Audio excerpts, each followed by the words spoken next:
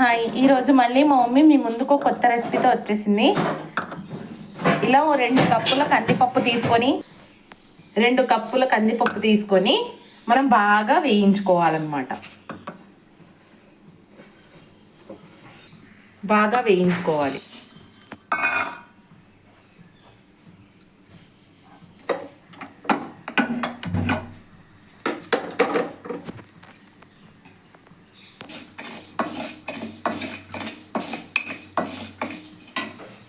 వేయించుకున్న తర్వాత మనం ఇలాగ కొంచెం వాటర్లో వేసి కడుక్కోవాలి.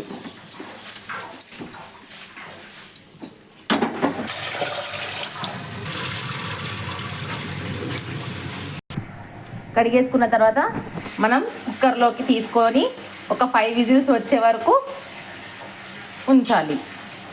మనం కనుక 1 కప్పు కందిపప్పు తీసుకుంటే మనం 3 కప్స్ ఆఫ్ వాటర్ని పోయాలన్నమాట. దాంట్లో ఇలా 3 కప్స్ ఆఫ్ వాటర్ పోసుకోవాలి. మనం 1 కప్పు కందిపప్పు తీసుకుంటే అది మనం కుక్కర్ విజిల్స్ వేస్తున్నప్పుడు సన్నగా తరిగి పెట్టుకున్న చుక్క కూర తీసుకోవాలి. ఆ తర్వాత మనం దాన్ని బాగా వాష్ చేసుకొని ఇలాగా ఉడకబెట్టుకోవాలన్నమాట. దాని లోపల ఒక ఉల్లిపాయ వేసుకొని చుక్క కూరని బాగా ఉడకబెట్టుకోవాలి. మనకి ఇలా ఈ కన్సిస్టెన్సీలో వచ్చేయాలి లాస్ట్కి. తర్వాత పక్కన కళాయిలో ఆయిల్ తీసుకొని కొంచెం ఎండుమిర్చి, వెల్లుల్లిపాయలు, చాలామంది పప్పు లోపల కుక్కర్తో పాటే చుక్క కూరని వేసేస్తారు. అలా కాకుండా ఇలా మనం సైడ్కి ఉడికించుకుంటేనే చాలా టేస్టీగా ఉంటుందన్నమాట పప్పు. జీలకర్ర, ఆవాలు, పప్పు వేసుకొని ఇలా మిక్స్ చేసుకోవాలి. లాస్ట్కి కొంచెం హింగువ వేసుకోవాలి. తర్వాత కొంచెం కరివేపాకు, ఇలా తరిగి పెట్టుకున్న ఉల్లిపాయలు,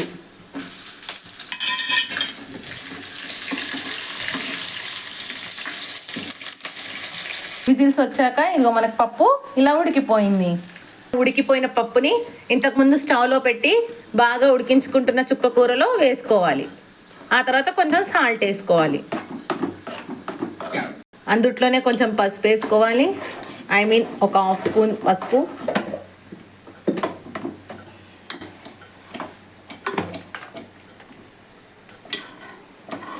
1 స్పూన్ కారం. ఇలా బాగా మిక్స్ చేసేసుకోవాలి అన్నీ వేసుకున్నాక. తర్వాత కొంచెం వాటర్ పోసుకుంటూ మిక్స్ చేసుకోవాలి. కొంచెం చిక్కగా కాకుండా ఇలా పల్చగానే ఉండేలాగా చూసుకోండి. ఇలా మనం సైడ్కి తాళింపు వేసుకున్నది బాగా అయిపోయిందనమాట. చాలామంది ఏం చేస్తారంటే పప్పుని తాళింపులో వేస్తారు, కానీ మనం ఏం చేస్తున్నాం, ఇప్పుడు తాళింపుని పప్పులో వేస్తున్నాం. ఇప్పుడు మనం స్టవ్ ఆఫ్ చేసాం, కాసేపు సైడ్కి అలా పెట్టుకోవాలన్నమాట. ఒక 2 to 3 మినిట్స్. కొంచెం మరీ వేడివేడిగా కాకుండా కొంచెం చల్లారాక పప్పులో వేసుకుంటే టేస్ట్ బాగుంటుంది. తాళింపుని మనకి పప్పు ఉడుకుతుంది. ఇలాగా చుక్క కూర, పప్పు అన్నీ బాగా మిక్స్ అయిపోయాయి. ఈలోపు మనం తాళింపు కూడా ఆఫ్ చేసుకొని పెట్టుకున్నాం.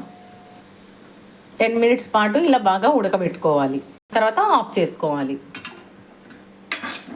ఇప్పుడు మనం పక్కన పెట్టుకున్న తాళింపుని ఈ పప్పులోకి వేసుకోవాలి. ఇలా తాళింపు కలిపేసుకోవాలి పప్పులో. ఇంతే, వేడి వేడి పప్పు రెడీ అయిపోయింది.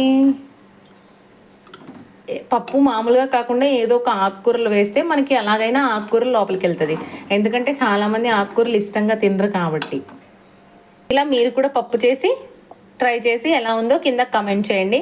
అలాగే ఒక లైక్ అండ్ సబ్స్క్రైబ్ కూడా చేసుకోండి.